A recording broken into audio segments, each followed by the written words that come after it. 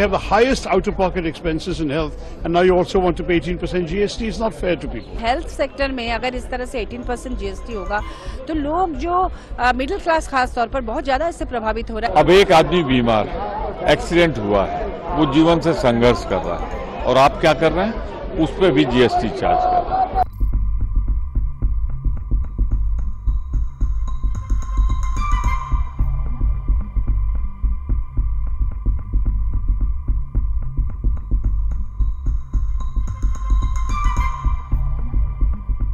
Point out is that you can't really impose GST on something as essential as life insurance. The government has announced a policy of life insurance for all and health insurance for all by 2047, and now they're taxing in such a way that there will be no possibility of being able to do that. We already, by the way, have the highest out-of-pocket expenses in health, and now you also want to pay 18% GST. It's not fair to people. Modi सरकार बिना सोच समझ के कुछ भी एक तानाशाही ये के तहत कुछ भी लागू कर देती है। नोटबंदी कर दिया, GST लागू कर दिया। अब हेल्थ सेक्टर में अगर इस तरह से 18% GST होगा तो लोग जो मिडिल क्लास खास तौर पर बहुत ज्यादा इससे प्रभावित हो रहा है, क्योंकि वो मेडिकल इंश्योरेंस करने से भी अब डर रही है।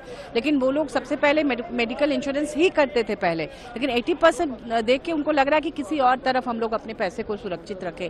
तो ये देश के साथ बहुत बड़ा अन्याय है, इसे अविलंब खत्म करना चाहिए। इसीलिए आज संपूर्ण विपक्ष ने, इंडिया गठबंधन ने यहाँ पर प्रोटेस्ट दिखाया, और ये लड़ाई तब तक जारी रहेगी जब तक कि हेल्थ सेक्टर में GST 18% से कम ना किया जाए। अब एक आदमी बीमार, एक्सीडेंट हुआ है, वो जीवन से संघर्ष कर रहा है और आप क्या कर रहे हैं, उस पर भी GST चार्ज कर रहे हैं। तो एक पीड़ित आदमी के साथ इस तरह लूट मचाना गलत है। ये हम ही नहीं कह रहे, इनके मंत्रि परिषद में भी मतभेद है। गडकरी साहब ने खुद लिखा है कि इसे वापस लेना चाहिए। तो हम तो जनहित में एक मुद्दा उठा रहे हैं कि लूट मत करो, कफन टैक्स मत लगाओ।